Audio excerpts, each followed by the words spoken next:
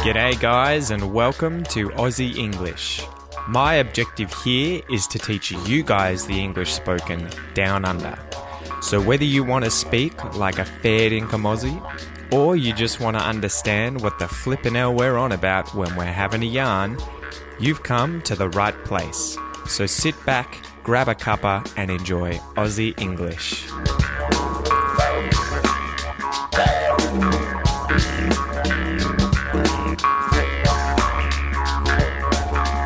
G'day guys, welcome to this Aussie English interview episode. So this has been long awaited, for me at least. I've been collecting interviews now on the sly without you knowing about it for probably 3 months, and I've been racking my brains trying to work out how to best use these to serve you guys. Anyway, I've been running around interviewing mates, interviewing family members, and more recently finding more interesting fair dinkum Aussies in order to get on the podcast, and today is the very first episode of that. So each of these interviews is going to be put on the podcast as a whole, but it's then going to have a 5 to 10 minute section broken down and turned into a lesson that'll be added to the Aussie English classroom. So that's for you guys who are enrolled in the Aussie English classroom and you want to use this to test your Aussie skills, to test your Aussie English skills, and to upgrade all of that. It's going to come with a vocab test or quiz where you fill in the blanks in sentences with vocab from that section of interview.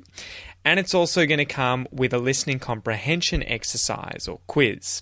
So this is my effort to bring you more fair dinkum, true blue Aussies who have interesting jobs, lives, or simply a cool story to share on the podcast in order to expose you to more Aussie accents and vocab and everything like that. I'm sure you guys are getting used to my accent and me talking all the time. So that's the whole point. It's all in the spirit of showing you the real Australia whilst also teaching you to understand and speak Aussie English.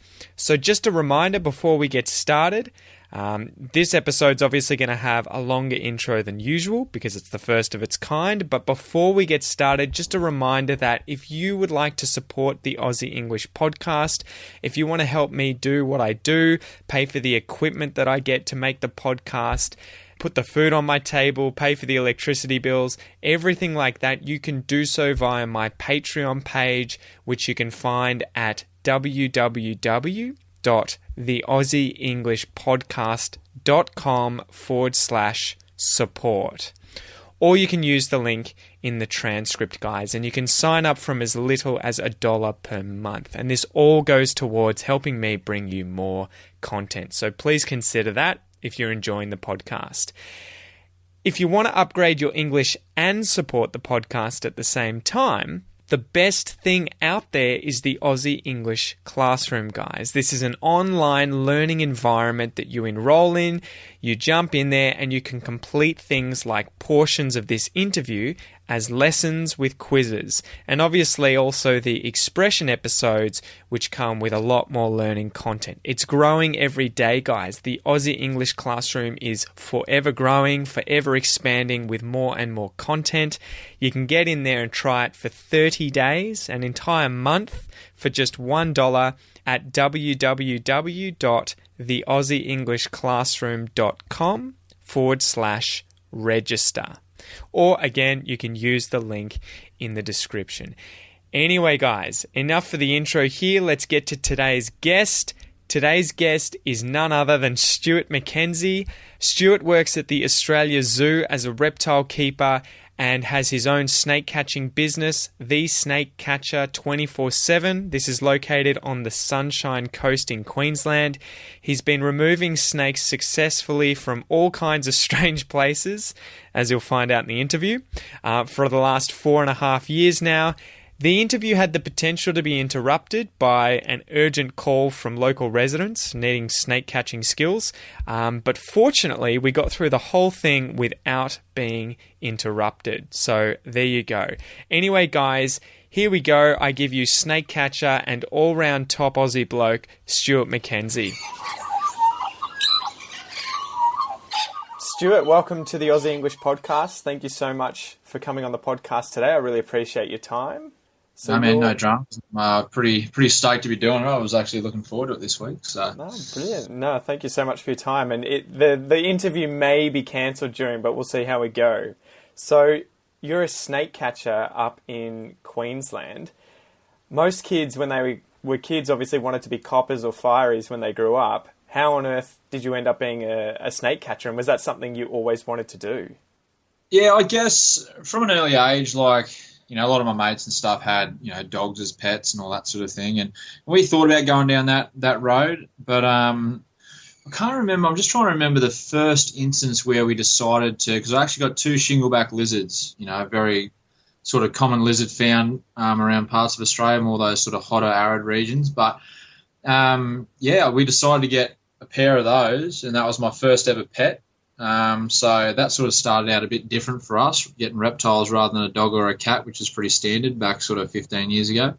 And then, I guess from there it sort of grew. Every time we'd go camping, we'd go looking for lizards, and more so lizards at the start, just because I didn't really know a lot about snakes sort of as a kid.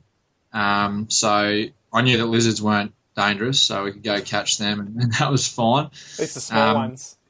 Yeah, and I think it was more my parents being like, we can go, you can go grab these, because we didn't know a lot about snakes at the time. But I guess it sort of grew from there, and then I actually work at Australia Zoo as well, which is pretty cool. And I worked there full time until I sort of started my business, and then I sort of dropped back and worked there a couple of days a week and work in the reptile and croc department there. So that sort of increased my, love for reptiles and that sort of thing. And since then, I've obviously started my business. I've been doing the business now for nearly 5 years, and absolutely love it. It's a pretty cool job. So when did you realise that you could earn money from getting snakes out of people's houses and turn that into a career? I guess it was probably my first year at the zoo, so probably about 5 years ago. Basically, a few of the guys who'd been around the coast for a while had their permits and stuff to catch snakes, and I sort of found out that you can get a permit to catch snakes, and you obviously have to have experience and all that sort of stuff. So I went about getting a bit of experience and being out and applying for the permit, and I finally got it. And then I sort of started my own little Facebook page, which nobody else had really done. There was a few guys around Australia doing it, but not really here on the sunny coast at the time. And so I started a little Facebook page, got a bit of a following, and sort of realised that, I knew you could always charge money for it, but I didn't realise it could ever be sort of make a living out of it, if you know what I mean. And I guess I just took it a bit more seriously than a lot of others, and did a bit of advertising, and sort of the Facebook page sort of started it all, and I work with a few other guys in the reptile industry around the coast. Did a bit of snake catching with them, and then decided to sort of do my own thing and build a website, and then just went from there. And since then, it's just gone gangbusters. And it's gone from, I was looking at my records the other day, like records probably 4 years ago, maybe doing like 5 calls in a month, to doing 130 calls in a month now. So Jesus, it's definitely increased tenfold, that's for sure. And so what's the average office day like for you? So, for instance, today, like being Boxing Day, I wasn't expecting many. I did have one yesterday on Christmas Day. Didn't find the snake. It disappeared about 3 minutes before I got there, which was frustrating, but had to look around and couldn't find him. So the average day is probably around 4 or 5 calls a day, I reckon. So that's actual jobs. So that's jobs that I'll go out to and try and catch a snake. We could get upwards of 15, 20 actual phone calls in a day, because a lot of people call us for, just ask a question, or they might have a completely harmless snake like a tree snake or a carpet python, and they're happy for it to be there. They just want to know what it is, you know what I mean? Or they might have a blue-tongued lizard or a water dragon or something, like some sort of species of lizard in their backyard, and sort of asking questions about, do they get along with the dog? Should I get it relocated? So a lot of times we'll get calls and they just simply don't need us to come out. But in a lot of the cases, they do need us. A lot of people obviously have a fear of snakes. I think that's the biggest driver for people for us to come out, their fear of snakes, and just having that peace of mind knowing that it's not in the backyard anymore. Even snakes play a pretty important role in the environment, you know what I mean? They're looking after rodents. They've got their own little spot within the food chain, but unfortunately, people just are petrified of them. And I can understand that because, everybody's scared of something. And just so happens that snakes and spiders is another big one, which people are obviously scared of. But, yeah, so your average day, 4 or 5 jobs and a heap of phone calls. So some days I'll leave home. You could get a phone call at 6 o'clock in the morning. And then, I might not get home and be able to eat until like 2 o'clock in the afternoon because it might be just back-to-back-to-back phone calls. So, and you could be driving all over the coast. You could get lucky and get a few close together, but usually it doesn't work like that. Usually you'll be 20 Ks down south and then you have to drive 30 K up north and then down south again and in the middle. And, so I've done sort of 400, 450 Ks in a day before. Holy moly. So it can be quite hectic, can be quite busy, especially when it's, it can be quite serious, some calls. Like if there's a big eastern brown on the move inside someone's house or something like that. Yeah. Which does happen. And I sort of started out by myself, and now I've got sort of a team of maybe, there's probably 10 of us who, they all have full-time jobs, but I've definitely got 3 or 4 of us available every day in different areas.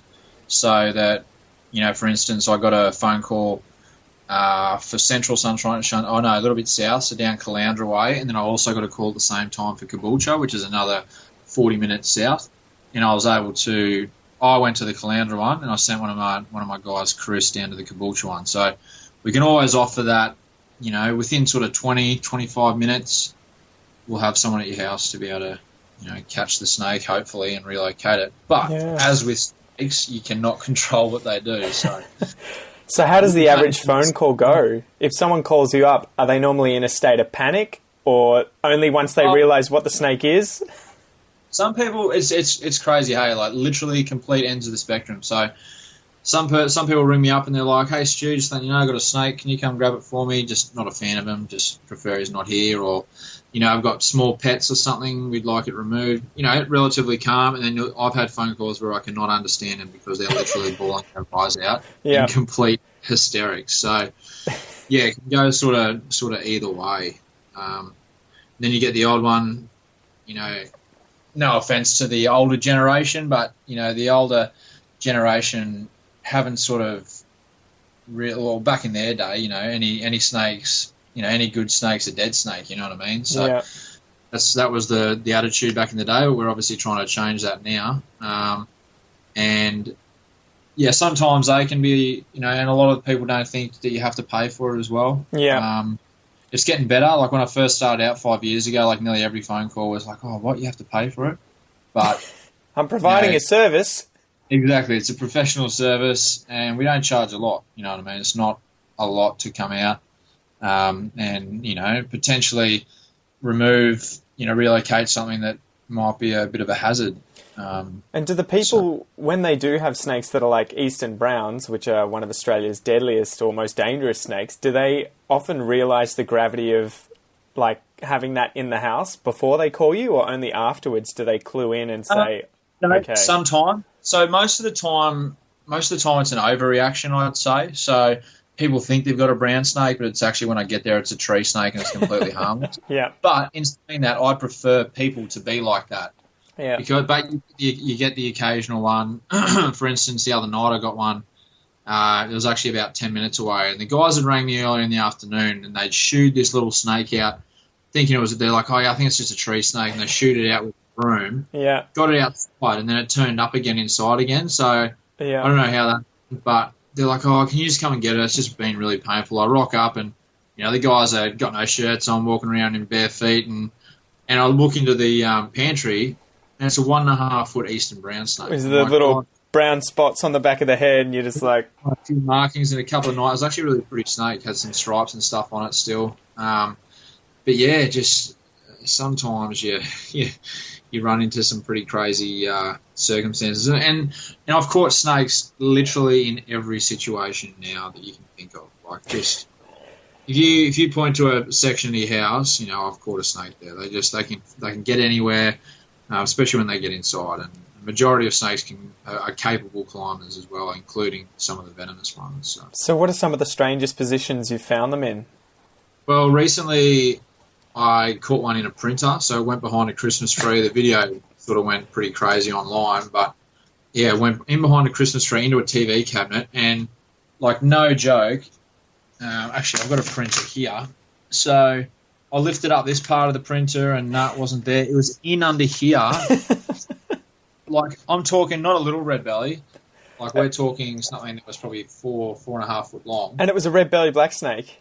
Belly black snake. It was tucked into the printer. I actually had to pull out the section where the paper goes sort of underneath and to get him. But yeah, I've caught him on top of fridges. You know, we catch him in roofs all the time. I've caught him under couches, in couches, on beds, you know, in closets, in ovens. Ovens is actually the oven wasn't obviously on, but it's been twice now that there's a small, it's only about an inch, maybe an inch and a half of insulation that goes around the oven. So it sort of separates the outer section, which we see, and the inner hot section.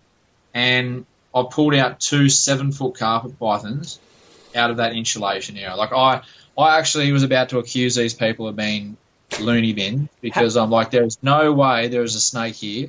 They're like, no, trust me, we saw it go under the oven. It has to be there. It didn't come out. And it's not there. And then I kept looking, and here's this massive snake tucked into the side of an oven. So, yeah, some of the places are pretty crazy. So would you consider it an overly dangerous job? Majority of the time, like, don't get me wrong, every snake has capabilities of biting you. So whether it's non-venomous, venomous, it's going to defend itself if it feels threatened. And usually when we catch them, a snake feels threatened. So, you know, most people get to see the good side of snakes. You know, they're nice and calm, and they'll try and keep away from you as much as possible. You know what I mean? Like they're not out there to chase people. Snakes don't chase you or anything like that. You know, as soon as they see you, they're more likely to flee than, you know, start coming towards you kind of thing. So, but as a snake catcher, we're obviously doing what we would never ever encourage people to do, and that's actually going up to a snake and trying to catch it. So when a snake feels threatened, that's when we get to see their defensive behaviour. So it can be quite dangerous. I guess we've got the experience and, you know, the handling skills to be able to deal with situations. In saying that, you know, they're unpredictable, and I probably had the closest call of my life recently. It was probably about a month ago now, which it sort of threw me, and I had sort of a big think about the way I do things afterwards. Like I caught an eastern brown. He's around 5 foot long, and I should have brought my bag with me. Like the bag was there. It was about sort of 7 meters behind me, but I sort of left it back, and I sort of brought my hook with me, and I caught the snake, and then I sort of had to carry the snake by the tail, and that's how. Well, just below the cloaca is where we hold him. Yeah. On the body side, and yeah, I sort of had to carry him back. And as I was carrying him back, I finally got to my bag. I had to go through a fence. I had to go next to some couches and stuff. So if I had brought my bag with me, put him in straight away, it wouldn't have happened. But as I picked my bag up, he saw that movement and he shot up, straight up past my hand, literally got within a centimetre of my hand. Far out. I just got lucky because he didn't obviously make contact. If he had have sort of headbutted my hand, then he probably would have opened his mouth and bit me. So. And what would have happened in that case? What would have the situation had to have been, you know, escalated to? I would have bagged him, so I would have quickly bagged him up, and then I would have basically made sure he was secure, and then that would have been within 10 seconds of it happening, and then I would have sat down and got the people to put a bandage on, you know, do all the appropriate first aid for snake bite and call an ambulance and just go through that whole process. Start crossing my fingers. So obviously that's never happened though yet. You've never been bitten on the job, at least by a venomous snake. Never been bitten by a venomous snake. I'm hoping to keep it that way. It's crazy how there seems to be two different kinds of people. There's a guy, I've forgotten his name, that I remember as a professor. He's a bald dude in Queensland of venomous animals. Brian Fry. Yeah, and I remember him being interviewed, and I think it was him, and they said, how many times have you been bitten? And he was like, just 22. And you're just like, what? And he was like, but, you know, those were the envenomations, not the other ones. And you're just like... Yeah. Like, okay. Yeah. Anyway. No, I'm hoping to keep it that way, but, you know, I guess... They are very unpredictable, and, you know, you can only hope that it doesn't happen and do your best to make it not happen. But yeah, that's it. So don't want to jinx myself. Could you talk a bit about the types of snakes in Australia? So what sort of variation there is, and just give that a whirl. Yeah, so here on the sunny coast, we're pretty lucky. Well, I think we're lucky. People probably don't think we're lucky who hate snakes. But we've got around probably 18 or 20 species of snake found here on the sunny coast, which including some species which are found a bit further west, and maybe their distribution just touches the Sunshine Coast, you know what I mean? But we're pretty lucky to have a fair bit of variation. So usually there's probably about 7 or 8 snakes, like the common ones that I can catch on a weekly basis, which is pretty cool. Like you go down south, the guys in Melbourne and Adelaide and those sort of areas, and even Sydney, and a lot of the time those guys are only catching a couple of species. Like the Victorian guys catch copperheads and tiger snakes all the time. Yeah. And that's about it. Maybe the odd eastern brown, a couple of pythons. But, up here on the sunny coast, we're pretty lucky. We've got a massive range. And I think it's just the habitat types around here that enables there to be that many species around this area. Don't get me wrong, I'd love to catch a tiger snake because I've never caught one before. There are some tiger snakes found in little pockets around the sunny coast, but very, very hard to find. But, I see some of the other guys who catch tiger snakes nearly every day. I'm like, God damn it. But I'm sure they're like, they'd love to catch some of the stuff that we catch. So it's snake envy. Yeah, but I guess Australia's pretty lucky. We've got a massive range of elapids, so your front fang venomous snakes. We've got a lot of snakes in the top sort of 10 to 20 world's most venomous snakes, including definitely the top sort of 4 or 5 with the inland taipan, which is found out west.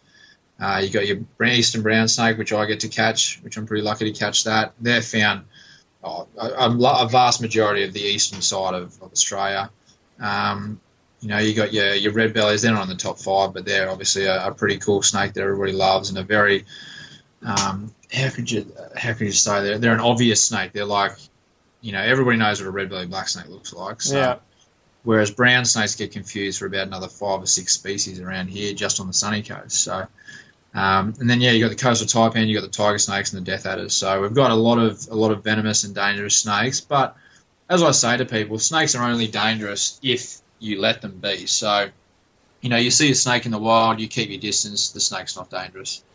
Now you go up to it, try and get photos, try and catch it. That's when the snake becomes dangerous. So. That's it. Once you go for that selfie right next to it here, right, that's the no-go zone.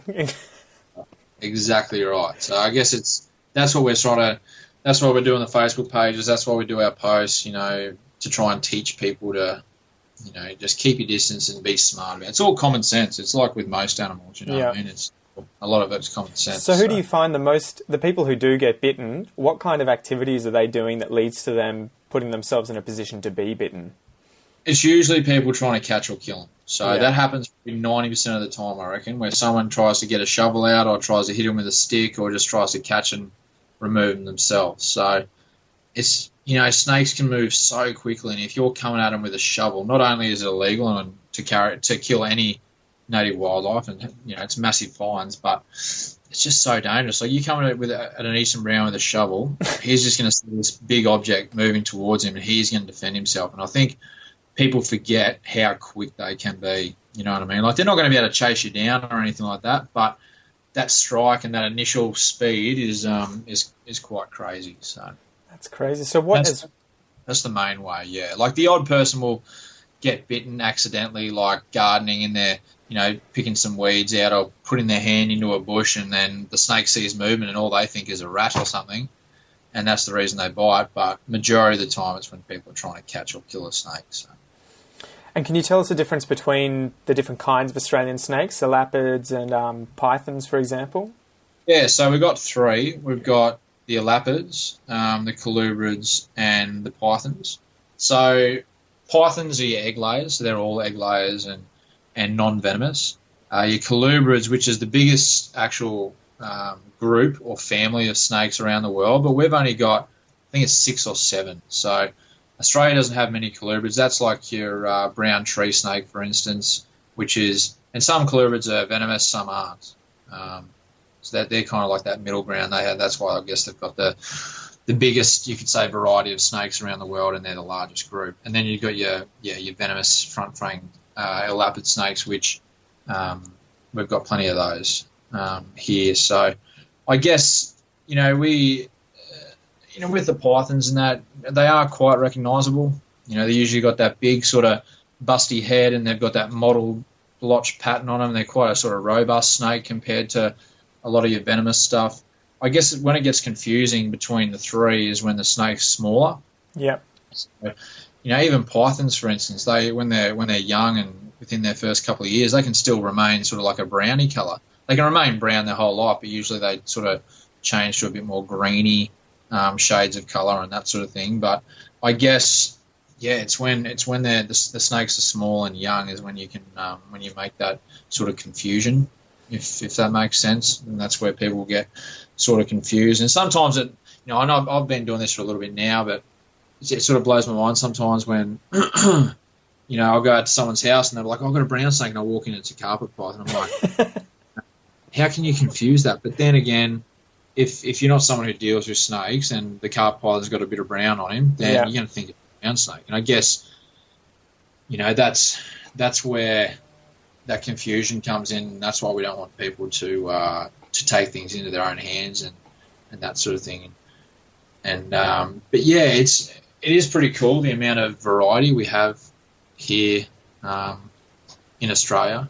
You know what I mean? Like it's crazy where some of the snakes can be found as well. Yeah. Like some of the habitats and some of the temperatures that some snakes, like you look at the fear snake, they're way out west in that sort of clay, earth. There's just nothing, you know what I mean? Like there's just literally nothing except a few cracks in the ground, and that's where they spend majority of the time, going through the cracks looking for rodents and looking for things to eat. But when you get out there, you just think that nothing could survive.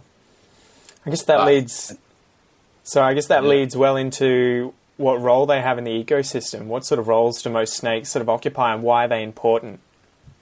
Well, that's it. I guess you need to understand, everyone needs to understand that there's always a food chain in every ecosystem, and without snakes, we would literally be overrun with things like rodents and smaller marsupials. Like whether the marsupials are and mammals and stuff are native, they're still part of that food chain, and I guess snakes play that role, especially with your rodents. You know what I mean? Like people can have serious rodent issues, especially on farms and bushland areas. I guess because it's just one of those things where, and even frog species. So you obviously have a lot of native frogs, and frogs have been, the cane toads obviously had a massive effect on native frog species, even snake species and goanna species, just because anything that eats them will basically die, except the keelback, pretty cool. But yeah, they're kind of in that middle zone in the food chain, which is also, it's as important as the apex predator, or as important as the bottom of the food chain. You need that. You need those levels in that food chain, and the snakes need to be around, because snakes feed other animals as well. Kookaburras and different birds will prey on snakes, and I guess it's just that position that they hold in the ecosystem. If they were to go out, then rodent numbers would go through the roof, which is going to affect crops. It's going to affect the whole habitat. When you get little rodents like that taking over a habitat, it's just it's not good at all. So that's it. Anytime it gets out of balance. Well, that's it. It's all about balance and that sort of thing. So I guess you just have to make sure that. And the problem is when us humans as well are playing a pretty poor impact on them as well, especially here.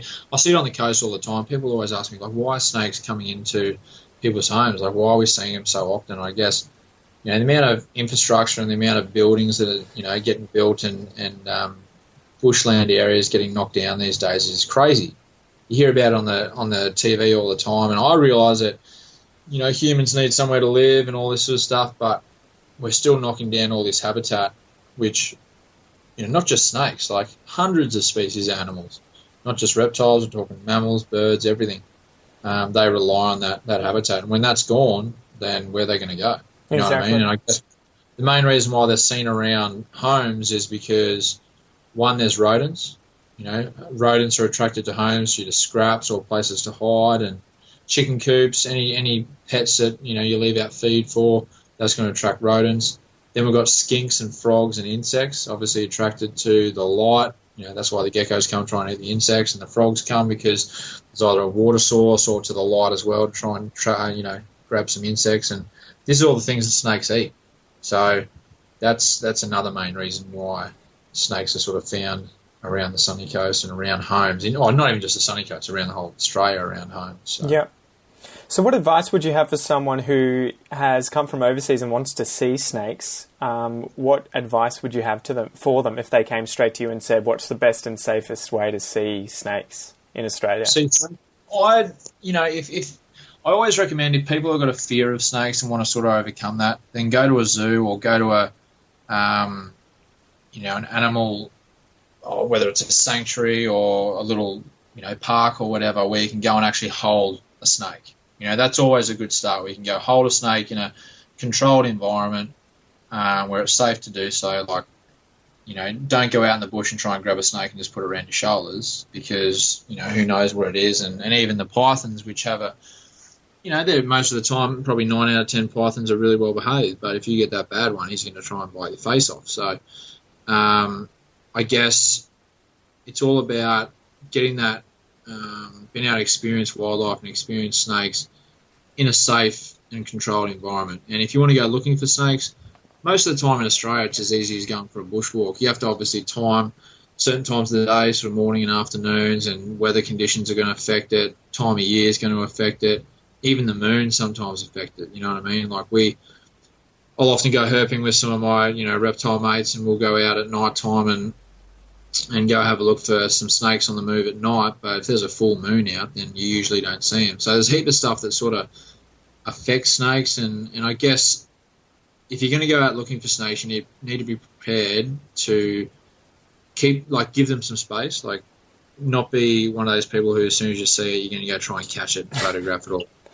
You need to, I guess that's with all wildlife. If you want to go out looking for it, you just got to respect it. I guess respect is a big thing when it comes to snakes. You just got to learn to respect them, give them the respect they deserve. But everybody can still enjoy them and watch them in the wild, because even I get a kick out of seeing a snake in the wild. It's kind of, catching snakes for people is not really, it doesn't feel to me like seeing them in the wild. I guess for other people, when a snake rocks up in their backyard, that is. But, when I'm out bushwalking, I'll go for a walk with my wife or take the dog for a walk, and we see a snake go across the path. I'm like, damn, that's pretty awesome. You know what I mean? Seeing a snake in the wild like that. People probably think that's a bit funny, the fact that I catch them every day. But this is my job, and that doesn't seem like seeing snakes in the wild to me. But when we actually go out looking for them and you see one on the move, in the bush or whatever, it's just like, yeah, that's pretty cool. But even I, most of the time, well, all the time, basically, if I see one in the wild, I'll just keep my distance. And, there's no point myself putting myself in danger, like picking up a venomous snake when I don't need to, what I mean? And I don't want to encourage that either. So, 2 more questions, then we can finish up. Yes. What advice would you have for any unfortunate tourist or Australian alike who does happen to be bitten, whether it's a python or a venomous snake? I assume they're not going to know in the moment. What would you say they should do, and what would you say they should potentially carry with them? Yeah, so I guess if anybody takes away any information from this chat, and this is probably the most important thing, because with snake bite, applying or doing the appropriate first aid can literally be the difference between life and death. Like, it literally can. And if you were to get bitten by a snake anywhere, say, on the arm or leg, it has been changing over the years, but if you were to get bitten anywhere on the arm or leg, I'm just going to try and set this up. So just say I get bitten on the hand.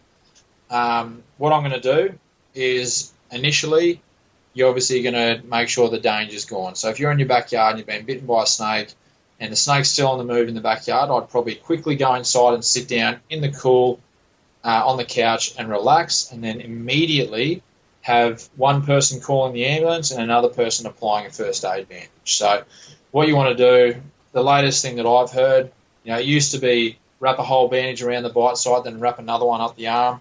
The latest information that I've been given is that just say you get bitten anywhere on the arm, you start down the end, you wrap all the way to the top and then all the way to the bottom. So what you want to do is you want to slow down the flow of blood through the lymphatic system. So lymphatic system is just under the skin, and you obviously don't want the the venom travelling all the way up to your lymph nodes, because that's when it's going to get converted sort of into the bloodstream, and that's when you're going to be in a bit of strife. So you want to just apply pressure.